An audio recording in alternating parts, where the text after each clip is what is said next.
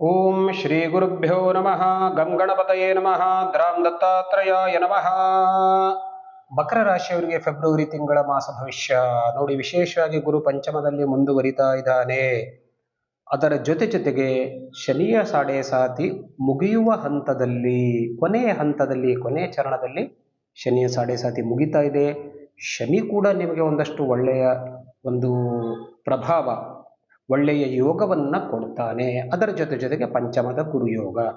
So ವಿಶೇಷವಾಗಿ ಮಕರ ರಾಶಿಯವರು ಯಾವುದೇ ರೀತಿ ಹೆದರ್ಲಿಕ್ಕೆ ಕಾರಣ ಇಲ್ಲ. ಒಂದಷ್ಟು ಸಾಮಾನ್ಯ ಸಮಸ್ಯೆಗಳು ಇದ್ದದ್ದು ಅದನ್ನು ನೀವೇ ಸಾಲ್ವ್ ಮಾಡ್ಕೊಳ್ತೀರಾ. ಸೊ ಇವತ್ತಿನ ದಿವಸ ಮಕರ ರಾಶಿಯವರಿಗೆ ಇನ್ನೂ ಯಾವ್ಯಾವ ವಿಷಯವನ್ನು ತಿಳ್ಕೊಳ್ಬೇಕು ಇದೆಲ್ಲವನ್ನ ನೋಡ್ತೇವೆ. ತಮಗೆಲ್ರಿಗೂ ನಮ್ಮ ಚಾನಲ್ಗೆ ಸ್ವಾಗತ. ವೀಕ್ಷಕರೇ, ಒಂದು ವೇಳೆ ಹೊಸದಾಗಿದ್ದರೆ ಅಥವಾ ಇಲ್ಲಿವರೆಗೆ ನಮ್ಮ ಚಾನಲನ್ನು ಸಬ್ಸ್ಕ್ರೈಬ್ ಮಾಡದಿದ್ರೆ ಖಂಡಿತವಾಗಿಯೂ ತಪ್ಪದೇ ಸಬ್ಸ್ಕ್ರೈಬ್ ಮಾಡಿ. ನಮ್ಮ ಚಾನಲನ್ನು ಹೋಗ್ಬಿಟ್ಟು ಬೇರೆ ವಿಡಿಯೋಗಳನ್ನು ಕೂಡ ನೋಡಿ. ವಾಸ್ತುವಿಗೆ ಸಂಬಂಧಪಟ್ಟಂಥ ಏನಾದರೂ ಪ್ರಶ್ನೆ ಇತ್ತು, ಸಂಶಯ ಇತ್ತು ಅಂತಂದರೆ ಅನೇಕ ವಿಷಯವನ್ನು ನಾನು ಅದರಲ್ಲಿ ಹಂಚಿಕೊಂಡಿದ್ದೇನೆ. ಜ್ಯೋತಿಷ್ಯಕ್ಕೆ ಸಂಬಂಧಪಟ್ಟಂಥ ವಿಷಯವನ್ನು ಹಂಚಿಕೊಂಡಿದ್ದೇನೆ ನೋಡಿ. ಕುಜದೋಷ, ಯಾರೋ ಏನನ್ನೋ ಹೇಳಿರ್ತಾರೆ, ಅದರ ಕ್ಲಾರಿಫಿಕೇಶನ್ ಕೂಡ ನಾನು ಕೊಟ್ಟಿದ್ದೇನೆ. ಕುಂಭ ವಿವಾಹ ಯಾರಿಗೆ ಮಾಡಬೇಕು, ಯಾರಿಗೆ ಮಾಡಬಾರ್ದು ಇದನ್ನು ಕೂಡ ತಿಳ್ಕೊಳ್ಳಿ. ಸರ್ಪದೋಷ, ಪಿತೃದೋಷ, ಇಂಥ ಯಾವ್ಯಾವ ದೋಷಗಳು ನಿಖರವಾಗಿ ಏನಿರುತ್ತೆ ಅಂತ ಅನ್ನೋದನ್ನು ಕೂಡ ನಾನು ತಮ್ಮೊಂದಿಗೆ ಹಂಚಿಕೊಂಡಿದ್ದೇನೆ. ಅದರ ಜೊತೆಗೆ ನಾನು ಹೇಳ್ತಾ ಇದ್ದೇನೆ ನೋಡಿ, ಮಕರ ರಾಶಿಯವರಿಗೆ, ಕುಂಭರಾಶಿಯವರಿಗೆ, ಮೀನರಾಶಿಯವರಿಗೆ ಸಾಡೆ ಸಾತಿಯ ಪರಿಹಾರಕ್ಕಾಗಿ ಒಂದು ಶನಿ ಶಾಂತಿಯನ್ನು ಕೂಡ ನಾವು ಮಾಡ್ತಾ ಇದ್ದೇವೆ ಪ್ರತಿ ಮಾಸದಲ್ಲಿ ಅಮಾವಾಸ್ಯೆ ದಿವಸ.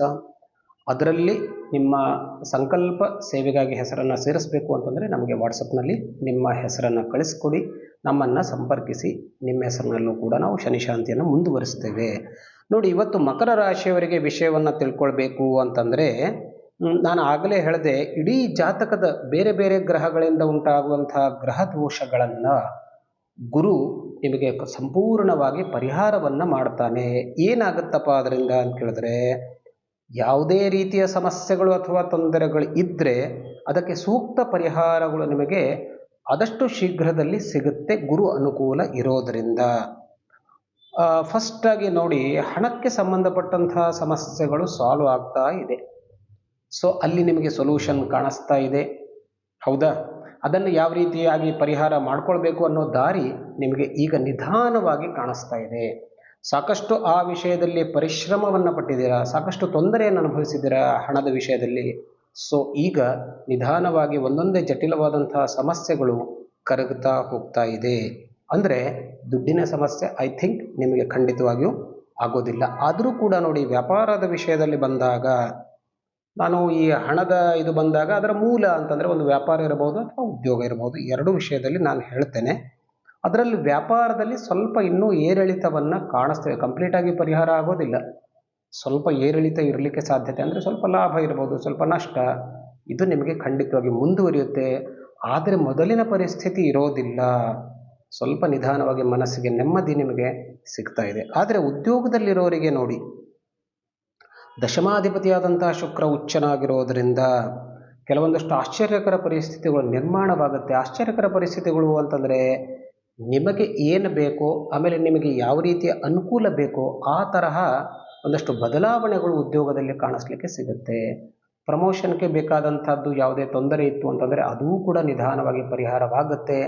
ಅಥವಾ ನೀವು ಏನಾದರೂ ಈ ಬೇರೆ ಕಡೆ ಹೋಗಬೇಕು, ಒಳ್ಳೆಯ ಸ್ಥಾನ ಸಿಗಬೇಕು ಅಂತ ಅಪೇಕ್ಷೆಯನ್ನು ಮಾಡ್ತಾ ಇದ್ದರೆ ಐ ಥಿಂಕ್ ಖಂಡಿತವಾಗಿಯೂ ನಿಮಗೆ ಆ ದಿಶೆಯಲ್ಲಿ ಒಳ್ಳೆಯ ಸುದ್ದಿ ನಿಮಗೆ ಖಂಡಿತವಾಗಿ ಮುಂದುವರಿಯುತ್ತೆ. ಇನ್ನು ಅಣ್ಣ ತಮ್ಮಂದಿರು, ಸ್ನೇಹಿತರು ಮತ್ತು ದಾಯಾದಿಗಳ ವಿಷಯದಲ್ಲಿ ಒಂದಷ್ಟು ಗಮನ ಹರಿಸಿ. ಯಾಕೆಂದರೆ ಅನಾವಶ್ಯಕವಾಗಿ ನೀವು ಅವರೊಂದಿಗೆ ಸಂಬಂಧದಲ್ಲಿ ವಿರಸವನ್ನು ಉಂಟಾಗುವಂಥ ಸಾಧ್ಯತೆ ಇರೋದರಿಂದ ಸ್ವಲ್ಪ ಅಲ್ಲಿ ತಾಳ್ಮೆಯನ್ನು ವಹಿಸಿ, ಮಾತು ಬೆಳೆದು ಜಗಳಕ್ಕೆ ಹೋಗದಂತೆ ನೋಡಿಕೊಳ್ಳಿ. ಇದು ಆಗುವಂತಹ ಸಾಧ್ಯತೆ ಇರೋದರಿಂದ ಇದಕ್ಕೆ ನೀವು ಖಂಡಿತವಾಗಿ ಮುನ್ನೆಚ್ಚರಿಕೆಯನ್ನು ವಹಿಸಿಕೊಂಡ್ರೆ ಅದು ಬಹಳ ಪರಿಸ್ಥಿತಿ ಬಿಗಡಾಯಿಸದೇ ಇರಬಹುದು. ಸ್ವಲ್ಪವೇ ವಿಷಯದಲ್ಲಿ ಆ ಕೆಲಸ ಸಾಲ್ವ್ ಆಗಬಹುದು ನಿಮ್ಮ ಸಮಸ್ಯೆ. ಯಾಕೆಂದರೆ ಬಂಧು ಬಾಂಧವರು ಮತ್ತು ಅಣ್ಣ ತಮ್ಮಂದಿರ ಸಹಕಾರ ನಮಗೆ ಯಾವಾಗಲೂ ಜೀವನದಲ್ಲಿ ಇರಬೇಕು.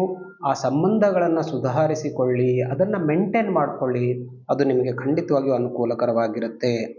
ಮಹತ್ವದ ಕೆಲಸಗಳನ್ನು ಖಂಡಿತವಾಗಿಯೂ ಮುಂದುವರಿಸಿ. ಇಲ್ಲಿ ಮಹತ್ವದ ಕೆಲಸ ಅಂತಂದರೆ ನಾನು ಹೇಳಿದ್ನಲ್ಲ, ಏನಾದರೂ ಖರೀದಿ, ವಾಹನ ಖರೀದಿ ಅಂದ್ಕೊಳ್ಳಿ, ಅಥವಾ ಮನೆ ಖರೀದಿ, ಸೈಟ್ ಖರೀದಿ ಇರಬಹುದು, ಒಡವೆ ಮುಂತಾದಂಥ ವಸ್ತುಗಳ ಖರೀದಿ ಇರಬಹುದು. ಇದನ್ನು ಖಂಡಿತವಾಗಿಯೂ ಮಾಡಿಕೊಳ್ಳಿ, ಏನೂ ತೊಂದರೆ ಇಲ್ಲ.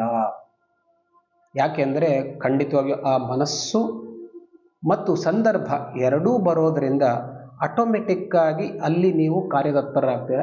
ಅದು ನಿಮಗೆ ಅನುಕೂಲ ಕೂಡ ಇದೆ. ಆದರೂ ಕೂಡ ನೋಡಿ, ನಿಮ್ಮ ಮನಸ್ಸಿನ ಮೇಲೆ ಯಾವಾಗಲೂ ಶನಿಯ ಪ್ರಭಾವ ಇರೋದರಿಂದ ಸ್ವಲ್ಪ ಆಟೋಮೆಟಿಕ್ಕಾಗಿ ಸ್ವಾಭಾವಿಕವಾಗಿ ನೀವು ಸ್ಲೋ ಇರ್ತೀರ. ಅದರ ಜೊತೆಗೆ ಒಂದಷ್ಟು ಸ್ವಲ್ಪ ಈ ಒಂದು ಮಾಸದಲ್ಲಿ ಒಂದು ಪ್ರೆಷರ್ ಕೂಡ, ಇದೆಲ್ಲ ಒಳ್ಳೆಯ ಸಂಗತಿ ನಾನು ಹೇಳದೆ ನಿಜವಾಗಿಯೂ. ಆದರೂ ಕೆಲವೊಂದು ಕಾರಣಗಳಿಂದ ಒಂದಷ್ಟು ಮಾನಸಿಕ ಒತ್ತಡ ಕೂಡ ಬೀಳುವಂಥ ಸಾಧ್ಯತೆ ಇದೆ. ಇದನ್ನು ಎಚ್ಚರಿಕೆಯಲ್ಲಿ ಇಟ್ಟುಕೊಳ್ಳಿ. ಅದು ನಿಮ್ಮ ಮಾನಸಿಕ ಮತ್ತು ಶಾರೀರಿಕ ಆರೋಗ್ಯದ ಮೇಲೆ ಪರಿಣಾಮವನ್ನು ಬೀರುವಂಥ ಸಾಧ್ಯತೆ. ಸೊ ಹಾಗಾಗಿ ಆ ಮಾನಸಿಕ ಒತ್ತಡವನ್ನು ಸಾಧ್ಯವಾದಷ್ಟು ನೀವು ಸಹಿಸಿಕೊಳ್ಳಿ, ಅಥವಾ ಅದಕ್ಕೆ ಬೇಕಾದಂಥ ಪರಿಹಾರವನ್ನು ಮಾಡಿಕೊಳ್ಳಿ. ಈ ಮಾಸದಲ್ಲಿ ನೋಡಿ, ಮುಖ್ಯವಾಗಿ ಆರೋಗ್ಯಕ್ಕೆ, ಮಾನಸಿಕ ಮತ್ತು ಶಾರೀರಿಕ ಆರೋಗ್ಯಕ್ಕೆ ದುರ್ಗಾದೇವಿಯ ಕವಚವನ್ನು ಶ್ರವಣ ಮಾಡಿ, ಅಂತಂದರೆ ಕೇಳಿ ಅಥವಾ ಪಠಣ ಮಾಡಿ ಸಾಧ್ಯವಿತ್ತು ಅಂತಂದರೆ. ಅದು ಕೂಡ ನಮ್ಮ ವಿಡಿಯೋದಲ್ಲಿ ನಿಮಗೆ ಸಿಗುತ್ತೆ. ಅದರ ಜೊತೆಗೆ ಉತ್ತಮ ಆರೋಗ್ಯ ಮತ್ತು ಕಾರ್ಯದಲ್ಲಿ ಯಶಸ್ಸು, ಸಕ್ಸಸ್ ಸಲುವಾಗಿ ನೋಡಿ, ಆದಿತ್ಯ ಹೃದಯ ಸ್ತೋತ್ರವನ್ನು ಸಾಧ್ಯವಾಯಿತು ಅಂದರೆ ಪಠಣ ಮಾಡಿ ಅಥವಾ ಕೇಳಿ. ಅದು ಕೂಡ ನಮ್ಮ ವಿಡಿಯೋದಲ್ಲಿ ಇದೆ.